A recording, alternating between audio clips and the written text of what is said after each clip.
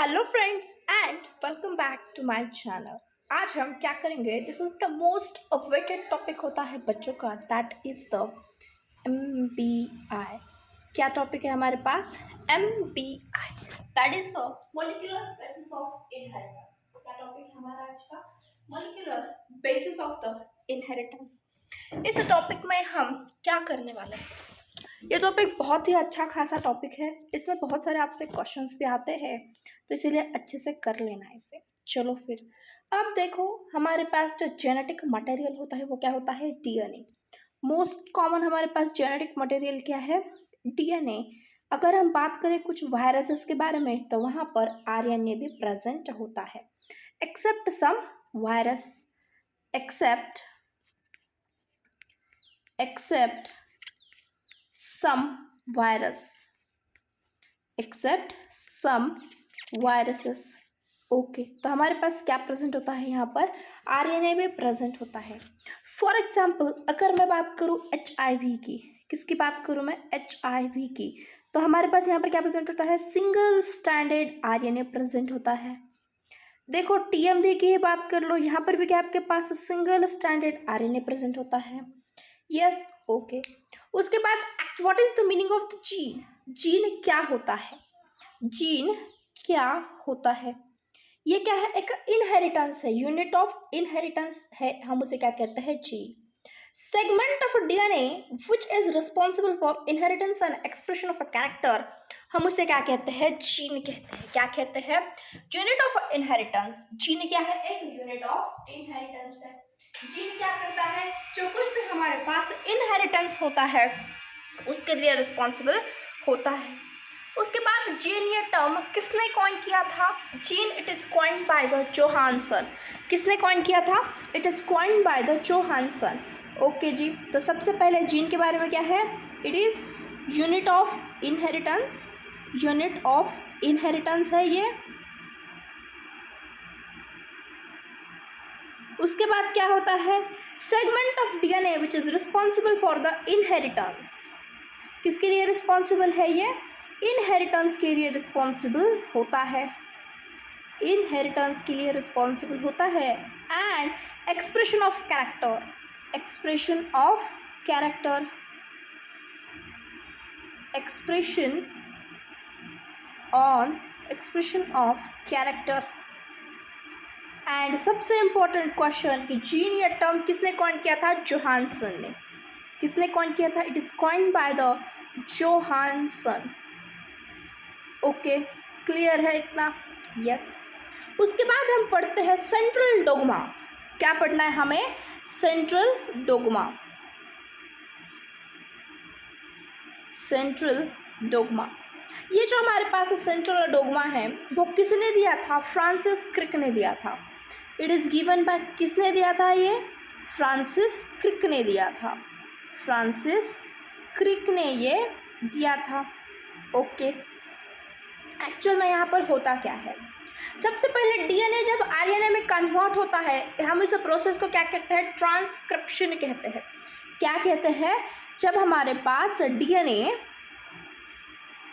किसमें कन्वर्ट होता हो? RNA में, तो हम उसे क्या कहते हैं? ट्रांसक्रिप्शन कहते हैं, ट्रांसक्रिप्शन हम उसे कह देते हैं। यस।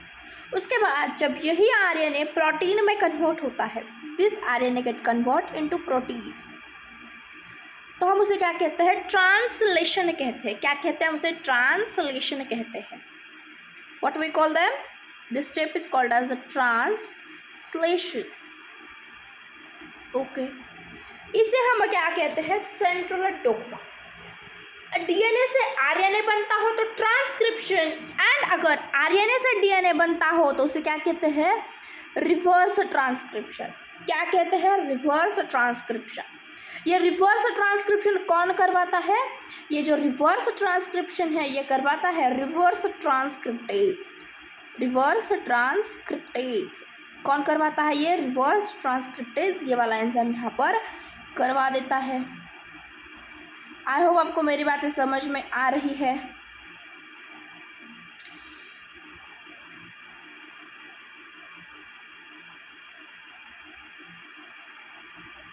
यस, रिवर्स ट्रांसक्रिप्ट से ये सब कुछ करवा देता है। Conversion of RNA to DNA is called as the reverse transcription. Okay, अब कुछ थोड़ी सी एक्स्ट्रा बातें भी कर लेते हैं कि ये जो हमारे पास कुछ टर्म्स है, सिस्ट्रॉन, रिकॉन, म्यूटॉन, क्या क्या, सिस्ट्रॉन, रिकॉन एंड म्यूटॉन, ये हमारे पास 3 टर्म्स है। ये टर्म्स किसने दिए थे? This terms was given by the Berger. किसने दिए थे? ये टर्म्स बेंजर ने दिए थे। This terms was given by, किसने दिए थे? ये बेंजर ने ये टर्म्स दिए थे।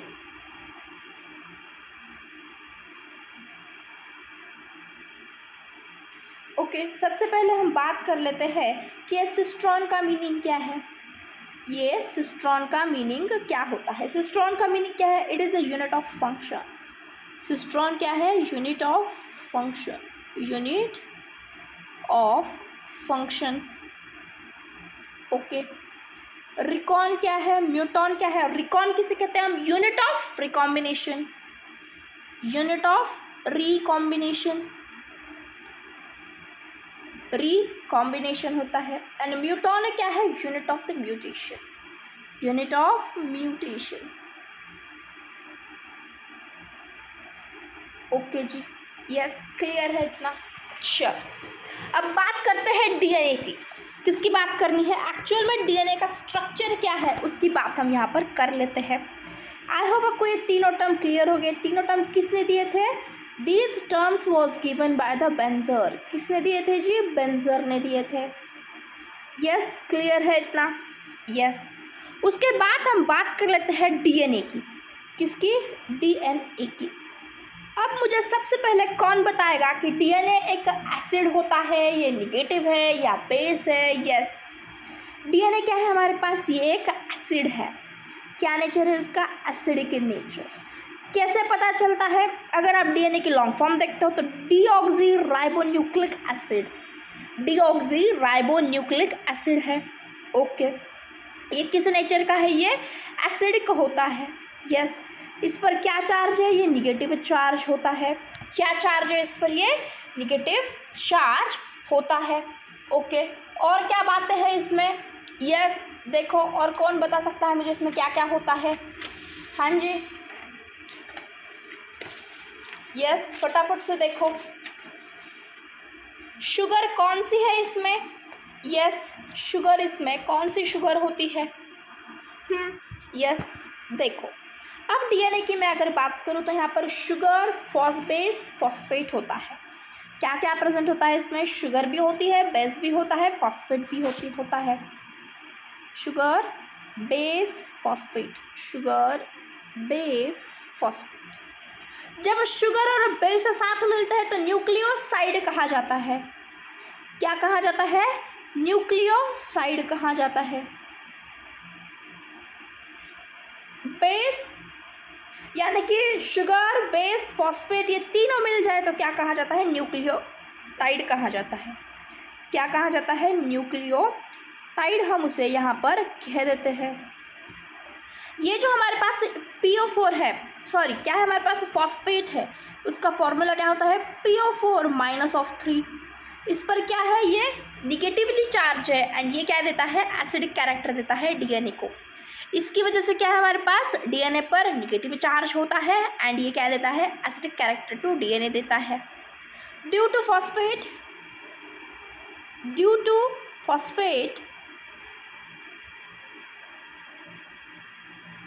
it got negative charge and it is acidic, it gives acidic character to the DNA। ये क्या देता है? Acidic character to the DNA ये प्रोवाइड करता है। क्लियर है इतना? यस, चलो अब हम बात करते हैं जो अगर शुगर प्लस बेस न्यूक्लियोसाइड देता है, sugar plus base plus phosphate nucleotide देता है। यस, अब बात आती है यहाँ पर हमारे पास, यहाँ पर शुगर किस तरीके की है हमारे पास? अगर मैं बात करूँ आपको शुगर, यहाँ पर शुगर का बीटा फॉर्म होता है। कौन सा फॉर्म है यहाँ पर हमारे पास? बीटा फॉर्म है एंड वो क्या होती है? डीऑक्सी होता है। डीऑक्सी होती है। ओके, उसके बाद बेस में क्या है हमारे पास, बेस भी दो तरीके के बेस है, प्यूरीन और पिरिमिडीन। प्यूरीन और pyrimidine, purine pyrimidine, pyrimidine. Okay, मैं नेक्स्ट स्लाइड पर लिख लेती हूँ। बेस क्या है हमारे पास, दो तरीके के होते हैं, purine and the pyrimidine. Pyrimidine, yes. हमारे पास प्यूरीन क्या है, purine it is the double ring structure है। प्यूरीन क्या है हमारे पास, ये डबल रिंग स्ट्रक्चर होता है। Purine it is double ring structure है ये। ओके, उसके बाद यहाँ पर क्या आते हैं, एडेनिन ग्वानिन आते हैं। यहाँ पर क्या है, एडेनिन एंड ग्वानिन प्रेजेंट है। एडेनिन ग्वानिन हमारे पास प्रेजेंट होते हैं। उसके बाद हम बात करते हैं पिरिमिडीन की। पिरिमिडीन में क्या है, साइटोसिन और थायमीन प्रेजेंट है। क्या प्रेजेंट है, साइटोसिन एंड क्या प्रेजेंट होता है यहाँ पर, थायमीन। साइटोसिन एंड यहाँ पर थायमीन हमारे पास प्रेजेंट होता है। यस, प्यूरीन डबल रिंग है तो पिरिमिडीन क्या है हमारे पास, सिंगल रिंग स्ट्रक्चर है। क्या है ये, सिंगल रिंग स्ट्रक्चर है। यस, क्लियर है इतना। यस, अब देखो हम बात करते हैं कि जो मैं आपको एक स्ट्रक्चर बना कर दूंगी वो आप मुझे बताएंगे वो क्या है, आरएनए है, सॉरी वो बीटा ट्राइबोज शुगर है या बीटा डीऑक्सी शुगर है। ओके, यस, अभी अभी बताया है डीएनए में कौन क्या प्रेजेंट होता है हमारे पास, डीएनए में डीऑक्सी प्रेजेंट होता है। डीएनए में क्या प्रेजेंट होता है, deoxy beta form of sugar present है। Deoxy beta form of sugar हमारे पास यहाँ पर प्रेजेंट है। ओके, चलो फिर देख लेते हैं अब।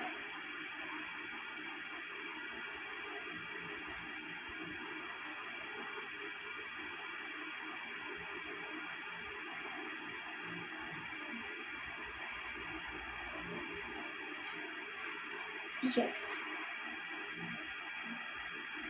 अगर आपने केमिस्ट्री का बायोमोलिक्यूल पढ़ा होगा तो आपने वहाँ पर ये भी देखा होगा।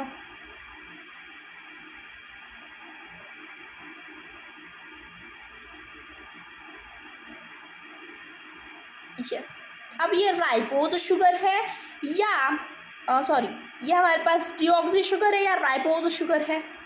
यस, हमारे पास ये क्या है, बीटा राइबोज शुगर है। क्या है, बीटा राइबोज शुगर है। क्या है हमारे पास, ये बीटा राइबोज शुगर हमारे पास प्रेजेंट होता है। ओके, उसके बाद देखो हमारे पास जो नंबर 1 है ये क्या है हमारे पास, 1 नंबर है। ये क्या है, 2 3 4, 1 2 3 4 एंड ये क्या है हमारे पास 5 नंबर है। जहाँ पर 1 नंबर है वहाँ पर क्या अटैच होता है, उसे बेस अटैच होता है। 1 नंबर से क्या अटैच होता है, बेस। 1 नंबर से क्या अटैच होता है, यहाँ पर बेस अटैच होता है। ये जो हमारे पास इस 1 नंबर ऑफ कार्बन बेस में जो कुछ भी बॉन्ड है उस बॉन्ड को हम क्या कहते हैं, ग्लाइकोसिडिक बॉन्ड कहते हैं। क्या कहते हैं, ग्लाइकोसिडिक बॉन्ड कहते हैं। ग्लाइकोसिडिक बॉन्ड हम उसे कह देते हैं। यस, इतना क्लियर है। यस, उसके बाद यहाँ पर प्यूरीन पिरिमिडीन प्रेजेंट होंगे। प्यूरीन पिरिमिडीन हमारे पास यहाँ पर प्रेजेंट होते हैं। यस, प्यूरीन में हमारे पास एडेनिन ग्वानिन आता है, पिरिमिडीन में साइटोसिन एंड थायमीन प्रेजेंट होता है। इतना सबको क्लियर है। अब बात करते हैं किसके बारे में, अब हम बात करते हैं फॉस्फोडाइस्टर बॉन्ड किस तरीके से बनेगा। फॉस्फोडाइस्टर बॉन्ड हमारे पास किस तरीके से बनता है, चलो फिर करें स्टार्ट। इतना लिख लो सबसे पहले आप। Yes,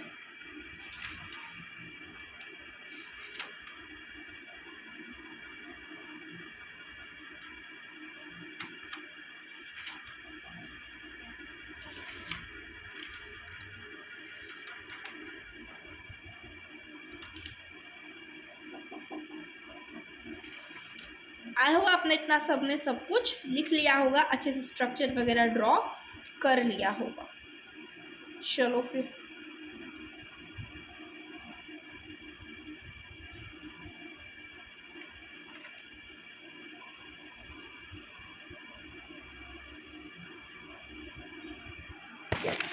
before going to that structure हम किसके बारे में बात करेंगे?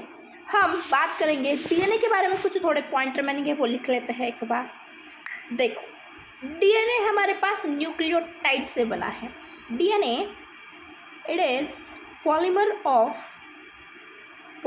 Of nucleotide. किसका पॉलीमर है? न्यूक्लियोटाइड का हमारे पास पॉलीमर होता है। Yes, pair of nucleotide is called as the base pair. हम क्या कहते हैं? पेयर ऑफ न्यूक्लियोटाइड, हम उसे क्या कहते हैं? बेस पेयर कह देते हैं। क्या कहते हैं हम उसे? Base pair. अब बेस पेयर क्या होता है वो तो मैंने आपको बता दिया है। चलो, यस, क्लियर है इतना? चलो, अब फॉस्फोडाइस्टर बॉन्ड देखना है हमें। क्या देखना है? फॉस्फोडाइस्टर बॉन्ड हमें देखना है।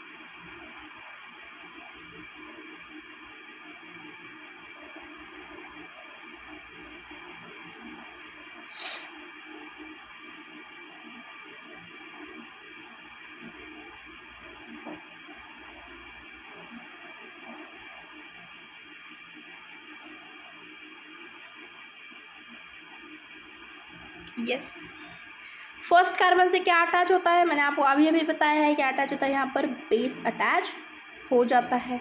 यस, उसके बाद जो फिफ्थ कार्बन है वहाँ पर क्या अटैच होता है? फॉस्फेट का ग्रुप अटैच होता है फिफ्थ कार्बन पर। इस कार्बन पर क्या अटैच होता है? PO4-3। फिफ्थ कार्बन पर क्या अटैच होता है? फिफ्थ कार्बन पर हमारे पास ये वाला फॉस्फेट ग्रुप अटैच हो जाता है। यस, और एक अगर यहाँ पर ये जो स्ट्रक्चर है ये क्या है? एक फॉस्फोइस्टर बॉन्ड है खाली। ये क्या होता है? सिर्फ और सिर्फ फॉस्फोइस्टर बॉन्ड है। अगर मैंने यहाँ पर सेम स्ट्रक्चर बनाया है एंड ये 5-3' को ज्वाइन होता है तो वो क्या कहा जाता है? वो भी फॉस्फोइस्टर बॉन्ड होता है। एंड इन दोनों बॉन्ड को मिलाकर हम क्या करते हैं? फॉस्फोडाइस्टर बॉन्ड कहते हैं। देखो,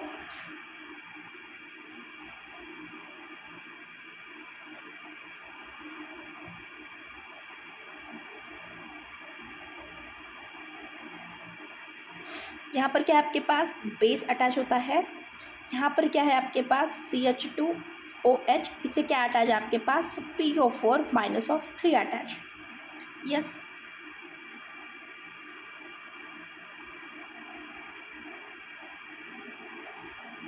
ये उसका क्या है? 3'। जब ये यहाँ से इसे अटैच करता है तो ये क्या है? ये भी फॉस्फोइस्टर बॉन्ड ही है। ये वाला बॉन्ड भी क्या है? फॉस्फोइस्टर बॉन्ड है। ये दोनों मिलाकर क्या करते हैं? फॉस्फोडाइस्टर बॉन्ड बनाते हैं। ये दोनों मिलाकर क्या करते हैं? ये दोनों में मिलाकर फॉस्फोडाइस्टर बॉन्ड बना देते हैं। क्लियर है इतना?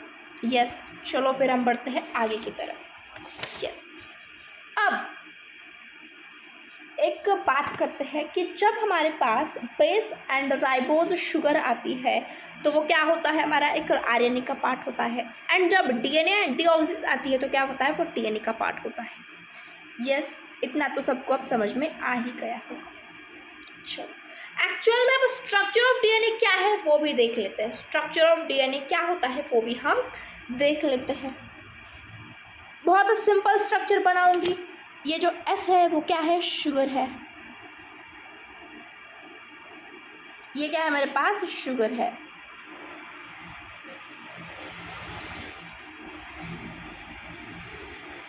यस, यहाँ से क्या है? इसी तरह से मैं और एक बार शुगर बना देती हूँ। यस, अब मुझे यहाँ पर क्या करना है? फॉस्फेट ग्रुप को अटैच करना है। क्या करना है मुझे? फॉस्फेट ग्रुप को अटैच करना है।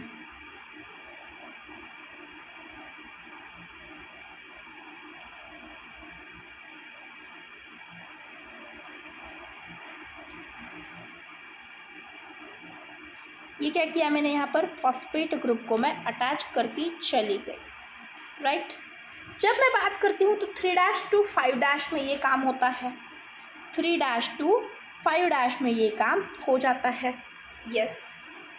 उसके बाद मुझे यहाँ पर क्या करना है, अब या तो मैं क्या करूँ, यहाँ पर प्योरीन या फिर पिरिमिडीन लगा सकती हूँ। देखो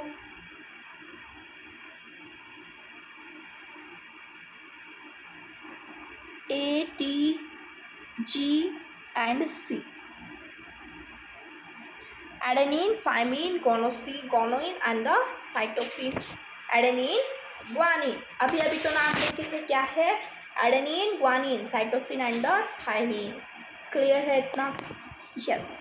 चलो इसी तरफ से सेम इस तरफ भी क्या करना है, हमें फॉस्फेट ग्रुप ज्वाइन कर लेने हैं।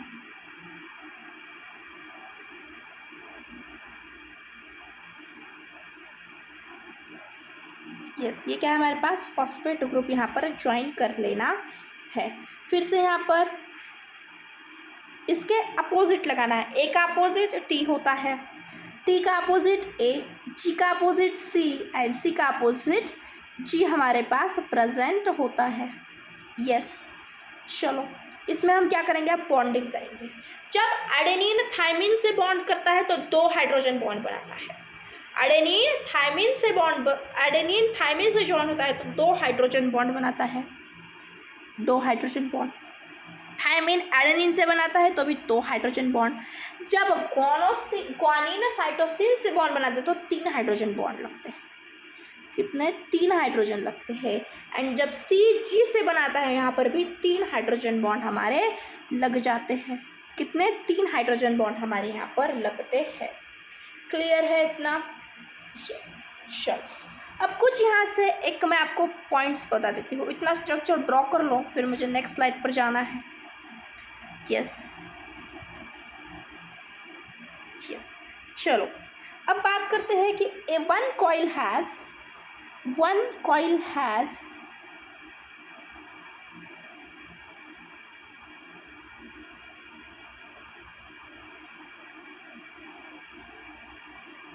ओके ठीक है,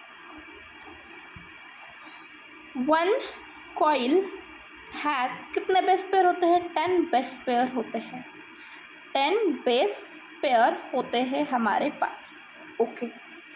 उसके बाद distance between conjugative base pair, distance between conjugative base pair, distance between conjugative base pair,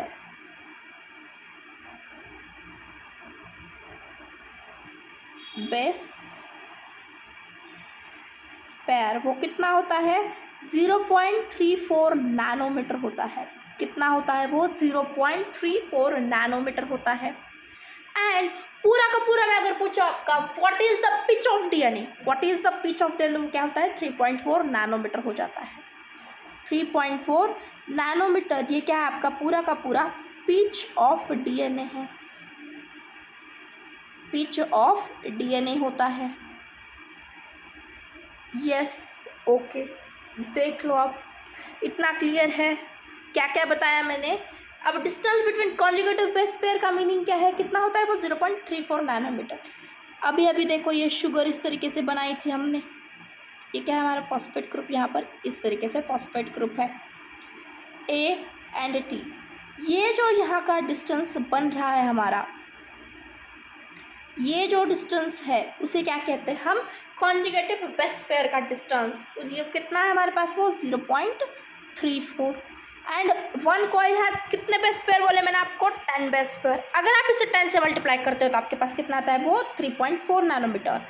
and 3.4 nanometre क्या आपके पास, this is the pitch of DNA, वो क्या है, पिच ऑफ डीएनए है। 3.4 क्या है वो, पिच ऑफ द डीएनए हमारे पास प्रेजेंट होता है, ओके। अब मुझे न्यूक्लियोटाइड निकालने हैं। फॉर एग्जाम्पल ऐसे न्यूमेरिकल्स आते हैं कि आपको बेस पेयर दिए जाते हैं, उसमें न्यूक्लियोटाइड्स भी पूछे जाते हैं। वैसे एग्जाम्पल मैं आपको कराऊंगी, थोड़ा सा वेट कर लेना। 2 into base pair, 2 into base pair is equal to क्या होता है हमारे पास, न्यूक्लियोटाइड होता है। क्या होता है, न्यूक्लियोटाइड हमारे पास प्रेजेंट होता है। 2 into base pair is equal to क्या है हमारे पास, न्यूक्लियोटाइड ये प्रेजेंट है। क्लियर है इतना? यस। और एक बात पूछी जाती है कि जब हमारे पास डीऑक्सीराइबोज शुगर होता है स्टेबल होता है या राइबोज शुगर, क्या पूछा जाता है, डीऑक्सीराइबोज शुगर प्रेजेंट होती है, डीऑक्सीराइबोज शुगर स्टेबल है या फिर राइबोज शुगर स्टेबल है। हमारे पास ये डीऑक्सीराइबोज शुगर स्टेबल होती है, वो क्या है, स्टेबल होती है। क्लियर है इतना? हाँ ना बोलना पड़ेगा। यस। चलो फिर अब हम किसकी बात करेंगे, कुछ हम एग्जाम्पल्स कर लेते हैं। देखो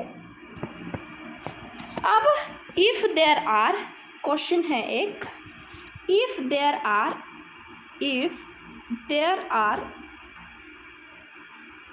20 base pair per turn, 20 base pair per turn and distance between them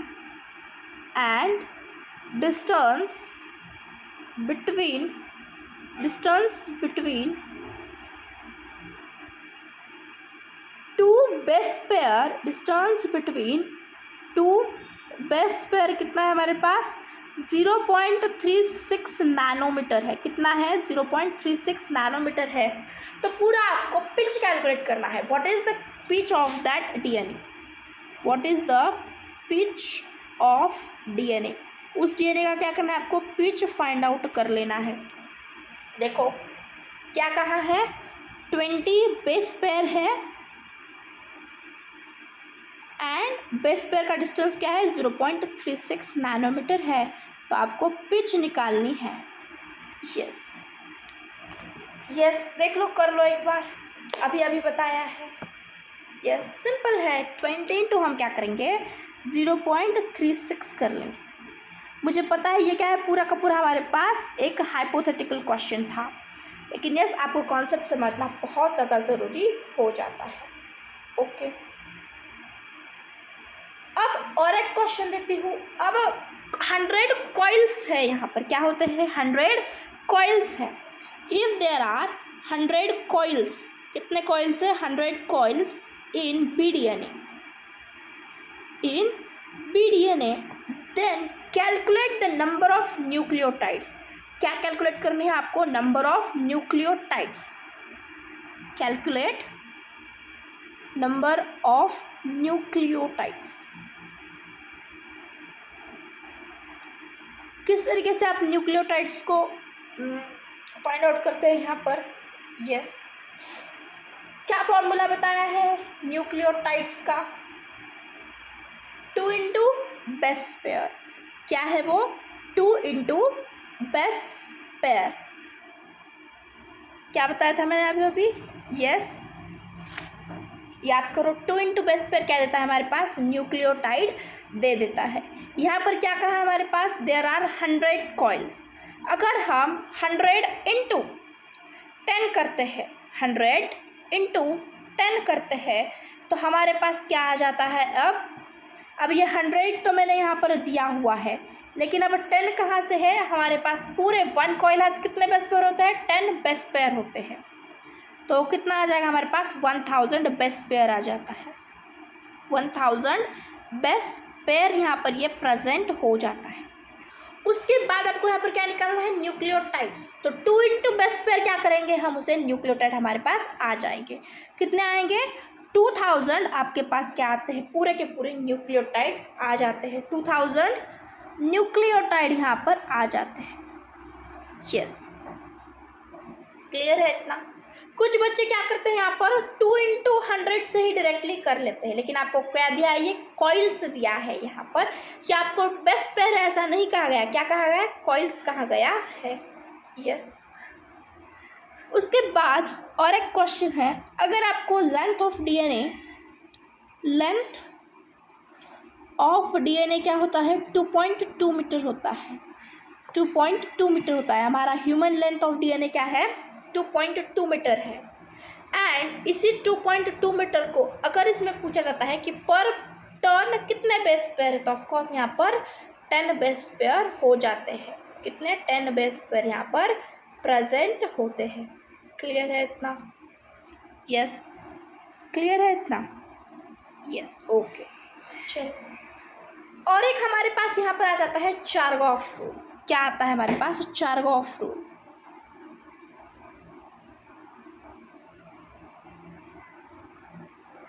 मैं अगर इस चारगॉफ रूल की बात करूं तो एक सिंपल सा फंडा है, a plus G is equal to T plus C. a plus G is equal to T plus C हमारे पास प्रेजेंट होता है। यहाँ पर भी एक क्वेश्चन दिखा देती हूँ आपको। एडेनिन आपको दिया होता है 20%, थायमीन दिया हुआ है 20, यानी कि थायमीन भी कितना हो जाता है यहाँ पर? ओके ठीक है, जस्ट अ मिनट। एडेनिन कितना दिया हुआ आपको? 20%। एंड साइटोसिन कितना है? यस, एडेनिन 20% है। साइटोसिन आपको पूछा गया है, साइटोसिन यहाँ पर कितना परसेंट होगा, प्रेजेंट होगा, आपको यहाँ पर ये पूछा गया है। साइटोसिन कितना परसेंट होता है आपको यहाँ पर पूछा गया है। क्या करेंगे आप? a plus G is equal to T plus C बताया है, यानी कि जितना a होगा उतना अमाउंट में क्या प्रेजेंट होगा? t प्रेजेंट होगा। t इज इक्वल टू भी क्या होगा? 20%। अगर मैं इस दोनों को टोटल कर दूँ तो क्या हो गया? 40%। 100 में से 40 माइनस करना है, 60%। साइटोसिन कितना होता है आपके पास? 30% प्रेजेंट हो जाता है। कितना होता है वो? 30% प्रेजेंट आपके पास हो जाता है। इतना सबको क्लियर है? यस, अगर क्लियर है तो कमेंट बॉक्स में कमेंट कर जाना, वीडियो को लाइक, चैनल को सब्सक्राइब करते जाना। Thanks for watching and thanks for coming. हम मिलते हैं नेक्स्ट लेक्चर में इसी के। चल तो मिलते हैं, बाय बाय।